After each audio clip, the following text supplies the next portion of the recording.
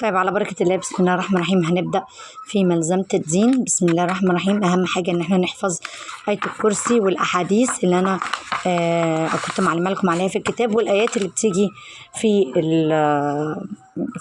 الدرس. بسم الله الرحمن الرحيم. الله لا إله إلا هو الحي القيوم.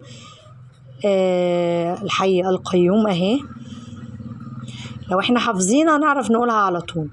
لا تأخذه سنة ولا نوم، له ما في السماوات وما في الأرض. هنا مش هنوصل، احنا هنكتب بس الأرقام ما بين الأقواس. عايز توصل تمام، عايز تعمل الأرقام ما بين الأقواس لو ده أسهل لك تمام، عايز تعمل ده عايز تعمل ده، الاتنين معاك. طيب غفوة يعني سنة، واحد مش بينام.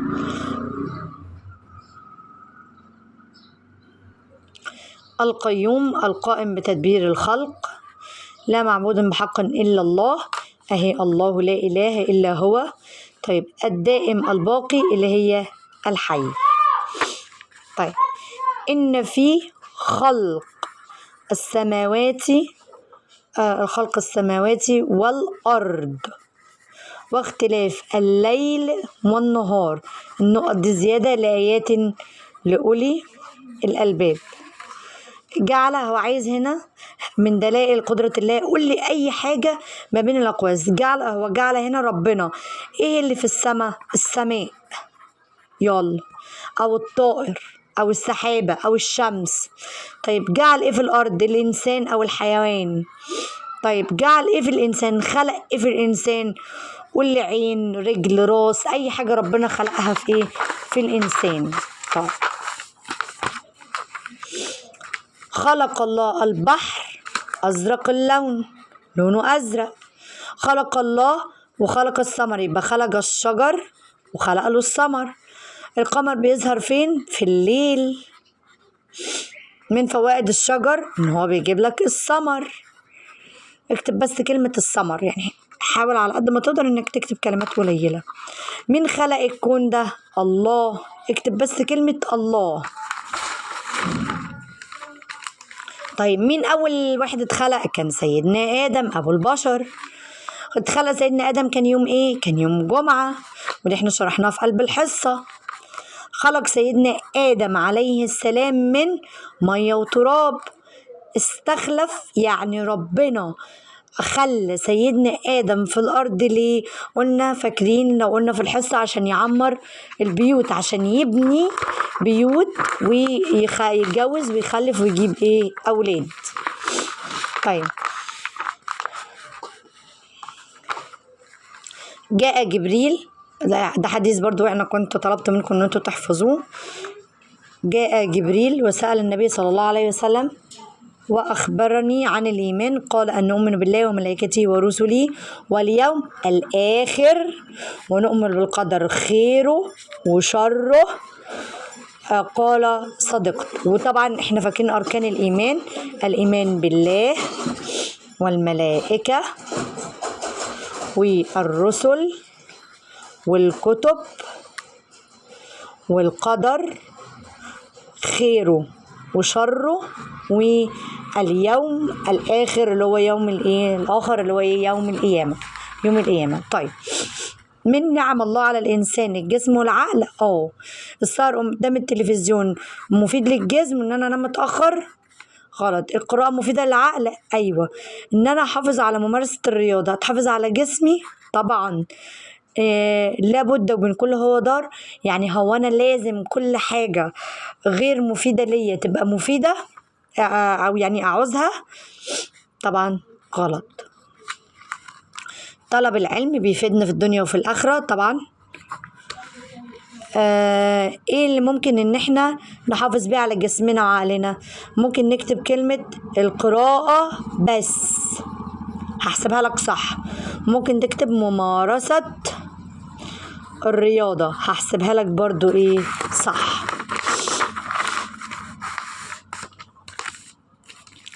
طيب معجزات صاحبة مولد الرسول صلى الله عليه وسلم.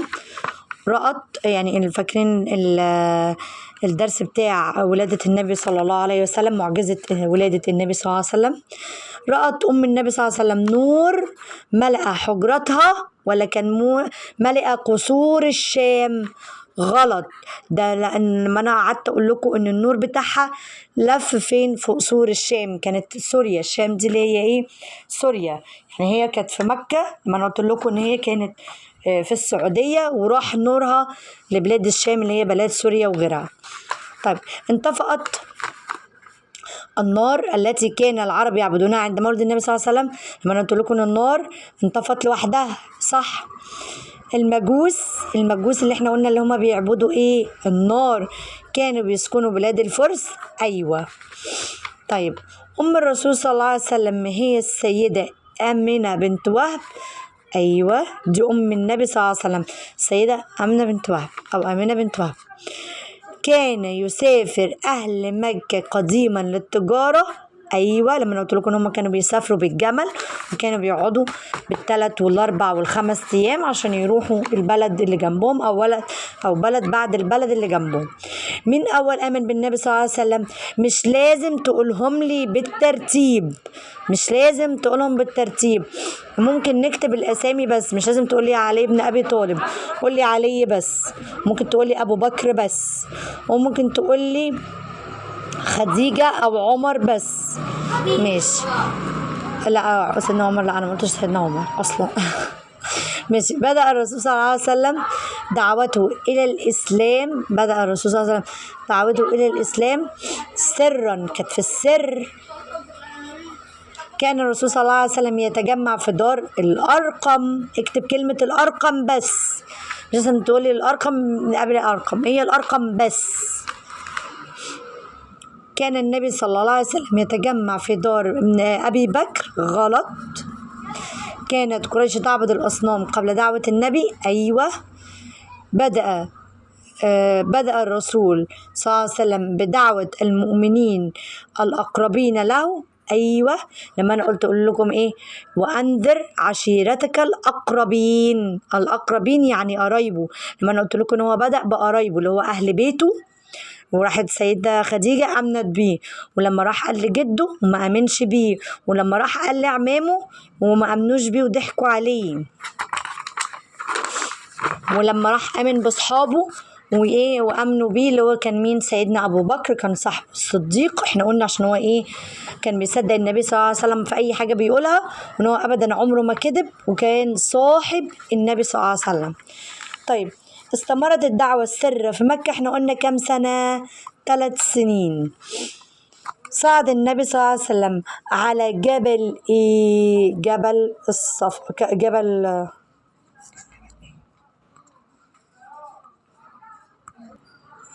على جبل الصفا. هاجر النبي صلى الله عليه وسلم من مكة للمدينة. دعا النبي صلى الله عليه وسلم إلى عبادة الله وحده لا شريك له. اتهم الكفار النبي صلى الله عليه وسلم إن هو الساحر والشاعر. أيوة، قعدوا يتريقوا عليه وقالوا إن هو ساحر وشاعر ومجنون. بصوا السؤال ده معلش تتأكدوا منه من الكتاب، ماشي؟ لأن جبل أحد هو جبل موجود في المدينة أصلا، فمش متأكدة برضو. طيب، أكمل الحديث الشريف. قال رسول الله صلى الله عليه وسلم، ده كان حديث إيه؟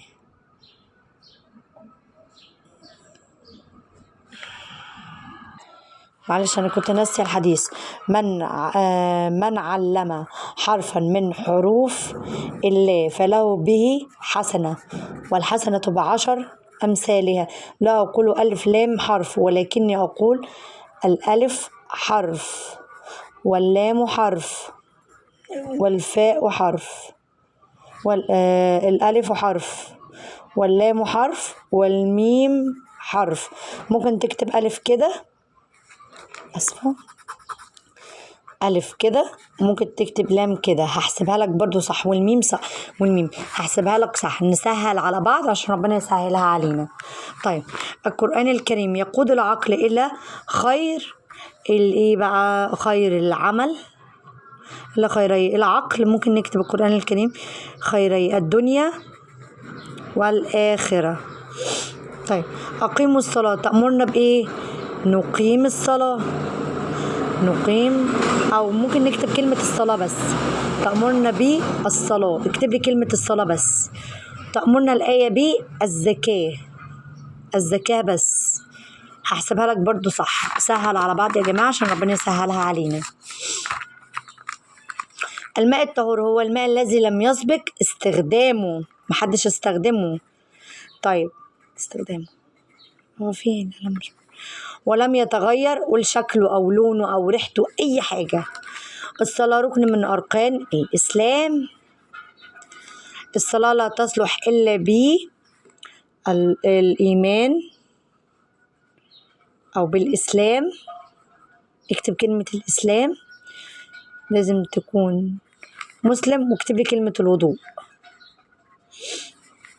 الطهارة هي النظافة، اكتب لي بس كلمة النظافة بس. نجد الماء الطهور، اكتب لي كلمة البحر، واكتب لي كلمة النهر، واكتب لي كلمة المطر بس. اكتب دول بس. طيب يجب الحفاظ على نظافة، قول الجسم، جسمك، وقول المنزل، وقول بيتك. ماشي. طيب أنظف أسناني، ده سؤال جدا يعني، بالفرشة والمعجون. نكمل. أغسل يدي بالماء والصابون. طيب النظافة من الإيمان. طيب احنا ما خدناش النشيد ده، كانش فيه النشيد ده.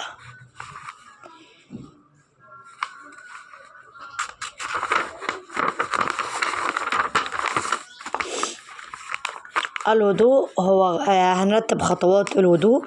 طبعا احنا قلنا اول حاجة المفروض ان احنا بنعملها ان احنا بنخش الحمام، وبعد كده بنسمي، وبعد كده بنبدأ ان احنا نغسل ايدينا، غسل اليد الى الراسخين اهي، واحد. وبعد كده بنتمضمض، وبعد كده بنستنشق اللي هو بنغسل مناخيرنا، وبعد كده بنغسل وشنا، وبعد كده بنغسل ايدينا للمرفقين 5. بعد ما غسلنا ايدينا للمرفقين بنمسح على راسنا رقم 6. وبعد كده بعد ما مسحنا راسنا بنغسل ودنا، بعد كده بنغسل رجلينا. بنقول ايه لما بيقول المؤذن؟ بنقول الله اكبر، وبنقول نقول وراه، وبنقول برضو وراه الله اكبر، الله اكبر. هتنقل برضو هي دي. لما بنقول حي على الصلاة، حي على الفلاح، بنقول لا حول ولا قوة الا بالله، ودي احنا قلناها في الفصل. ولما بنقول أشهد أن محمدا رسول الله، بنردد وراه برضو إيه؟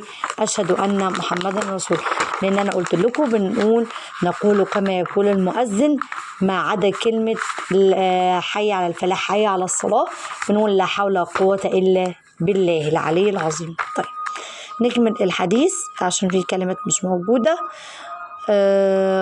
الصلاة تفضل الصلاة المسلم درجات والإيمان درجات. بلاش الحديث ده. ماشي. طيب أين يصلي المسلم جماعة؟ قلنا المسجد.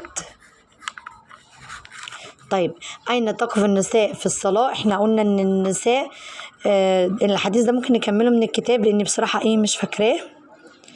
ماشي. أين تقف النساء في الصلاة؟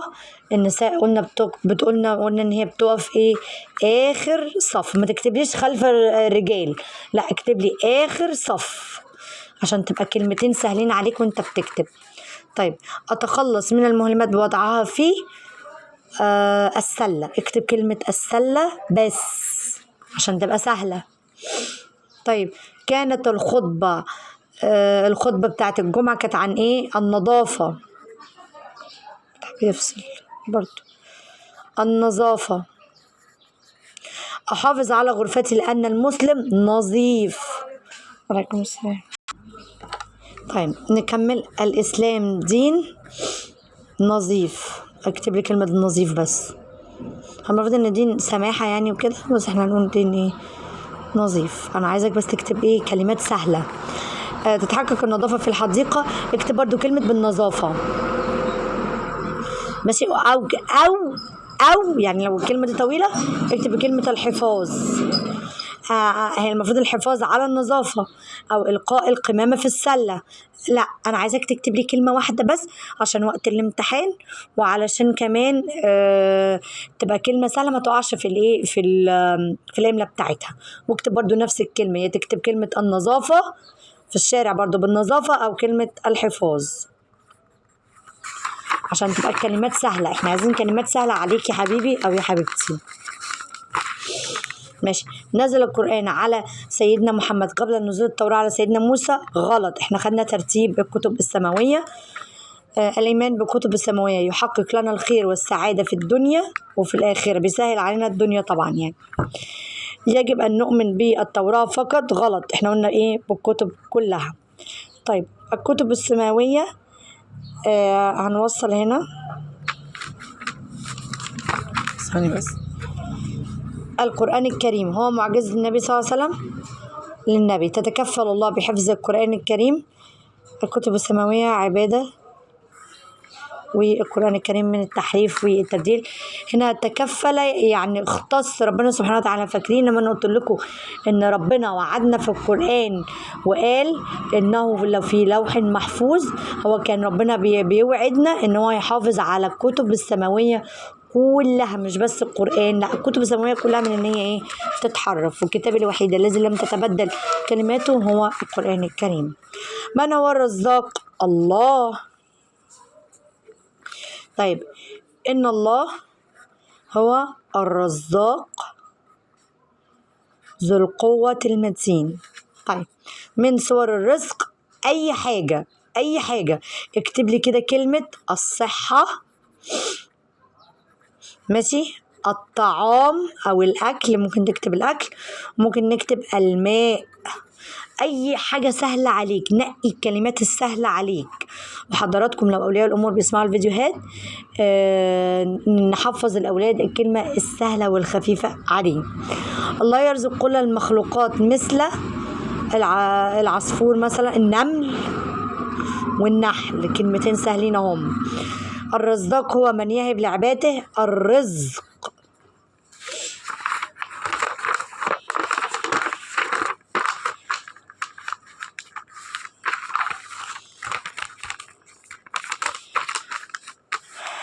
هنكمل الصورة من الكلمات الموجودة فوق. والشمس وضحاها، المفروض ان احنا حفظناها. والقمر إذا تلاها، والنهار إذا جلاها، والليل إذا يغشاها، والسماء وما بناها. طيب طحاها، يعني اكتب لي بس الكلمة دي استوى بس خلاص. هي مش استوى، بس اكتب الكلمة دي وانا هحسبها لك صح بأمر الله. طحاها يعني سواها او استوى. طيب اهي برضو طحاها يعني سواها. طيب جلاها أعظمها. طيب قد أفلح من زكاها يعني قد نجح. قد نجح وخلاص، اكتب كلمة نجح وخلاص. ماشي. ما هي المعجزة التي كانت مع سيدنا صالح؟ اكتب بس الناقة، أو اكتب الجمل. لو الجمل سهل عليك تمام يا حبيبي، مفيش مشكلة، سهلناها على بعض عشان ربنا يسهلها علينا. أرسل الله تعالى سيدنا صالح عليه السلام إلى قبيلة ثمود. أنزل الله تعالى على ثمود العذاب من الأرض والسماء. مش احنا قلنا ان ربنا جعل اعلاها وسافلها عليهم واحد؟ مش احنا قلنا ان ربنا خسف بيهم الارض، جاب عذبهم بكل شكل، الارض والسماء وخلاص. طيب كانت الناقة تعطي قبيلة ثمود اكتب لي اللبن بس. أمر سيدنا صالح عليه السلام قومه بألا يمسوا الناقة، أو اكتب الجمل، الكلمة الأسهل ليك اكتبها. طيب، تابع عمر سرب من ايه؟ النمل. سرب يعني حبة كده ايه ماشيين طابور، وكان يحمل فتات الطعام اللي احنا قلنا الايه الحتت الصغننة اللي بتقع منهم من الأكل. الله هو الرزاق. نبش الهدهد، يعني قعد ينخور الهدهد في الأرض بحثا عن الطعام. أسرعت مريم وسقط النباتات. هنوصل أبو بكر الصديق رضي الله عنه وأرضاه رافق النبي صلى الله عليه وسلم في الهجرة، هو كان صاحبه الصديق، صاحبه الصادق الأمين، صاحب النبي صلى الله عليه وسلم الصادق الأمين. أسماء بنت أبي بكر احنا قلنا اللي هي ايه اللي قطعت هدومها وكانت بتحط لهم فيه الأكل والشراب. مين؟ عامر ابن فهر اللي كان ماشي وراهم بالغنم. ومين اللي نام في مكان النبي صلى الله عليه وسلم؟ سيدنا علي بن أبي طالب. طيب، هنرتب الأحداث بتاعة هجرة النبي صلى الله عليه وسلم في المدينة. أول حاجة بنى الرسول صلى الله عليه وسلم استقبل أهل المدينة، أكرم أهل المدينة المهاجرين وبركة الناس. أول حاجة طبعا المهاجرين سبقوا النبي صلى الله عليه وسلم، وأهل المدينة عملوا فيها إيه؟ اللي هم الأنصار عملوا فيهم إيه؟ المهاجرين أكرموهم، يبقى أول حاجة. واستنوا النبي صلى الله عليه وسلم وعملوا إيه ليه؟ استقبال. بعد كده النبي صلى الله عليه وسلم قالوا ان هم كل واحد ايه هينزل عنده. فالنبي صلى الله عليه وسلم قال لا، احنا هنبني مسجد الاول اللي هي بركة الناقة، فقال الرسول صلى الله عليه وسلم اخلوا سبيلها. يبقى دي الثلاثة اللي هي عشان يبنوا المسجد. وبني الرسول صلى الله عليه وسلم أول مسجد في الإسلام اللي هي تبقى رقم 4. وبعد كده بركة الناقة عند بيت أبو أيوب الأنصاري عشان ده يبقى بيت النبي صلى الله عليه وسلم، يبقى إيه رقم 5. طيب، هنشارك بقى، هنوصل في الحاجات الحلوة والحاجات الوحشة. زيارة المريض، بنشارك المسلم في الضراء. طيب، التهنئة بالعيد في السراء. مساعدة الفقير في الضراء. مشاركة الأفراح في السراء. تقديم واجب العزاء في الضراء. التهنئة بالنجاح في السراء. ذهبت أسرة زياد إلى بيت يحيى في الصباح. غلط، كان بعد العشاء. قدم جد زياد المساعدة لجد يحيى. أيوة طبعا.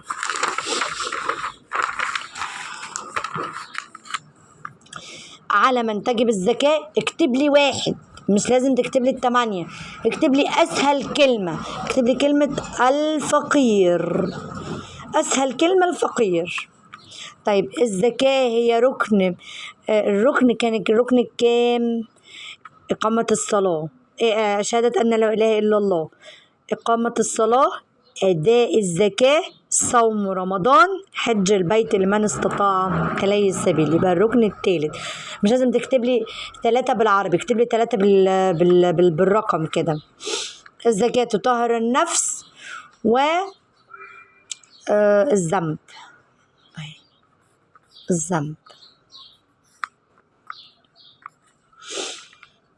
تجب، مش احنا قلنا ان لما حد يحب ان هو يكفر عن ذنوبه بيعمل ايه؟ بيطلع الزكاة. تجب الزكاة على المسلم الغني. الغني بس، الغني ايه ده؟ ايه السؤال ده؟ تجب الزكاة على المسلم الغني والعاقل. وقلنا مين؟ البالغ. العاقل اللي هو عنده عقل اللي بيفكر، والبالغ اللي هو قلنا الايه الكبير. لما قلت لكم مش انتوا اللي بتطلعوا الزكاة، بابا او ماما او حد كبير عنده 18 سنة وعنده القدر او النصاب، يعني عنده الفلوس الكفاية اللي يطلع عليها الزكاة. لازم يكون بالغ يعني كبير. قال الرسول صلى الله عليه وسلم الابتسامة، طبعا النقطة هنا كفاية، الابتسامة في وجه أخيك صدقة، الكلمة الطيبة صدقة. الصدقة تكون من الكبار فقط. قلنا ان احنا ممكن احنا كصغيرين نطلع الصدقة ازاي؟ ان احنا نسقي الحيوان، نأكل الطير، دي برضو ايه للصغيرين وللكبار. طيب اوجه الصدقة كتير، ايوه طبعا الصدقة على كل مسلم. طيب رفع الأحجار عن الطريق قلنا صدقة، ودي احنا صغيرين ممكن ان احنا ايه نعملها، او نأكل قطة او نأكل ايه حيوان. طيب يجب على الإنسان المسلم أن يساعد الناس. اكتب كلمة الناس. قال الرسول صلى الله عليه وسلم خير الناس، اكتب لي أنفعهم، مش لازم تكتب لي الناس تاني، عايز اكتب أنفعهم للناس، تمام، اكتب كلمة أنفعهم بس، كلمة واحدة كفاية. طيب إذا رأيت كفيف يعبر الشارع فإنني أساعده. طيب إذا رأيت إنسان فقير في الطريق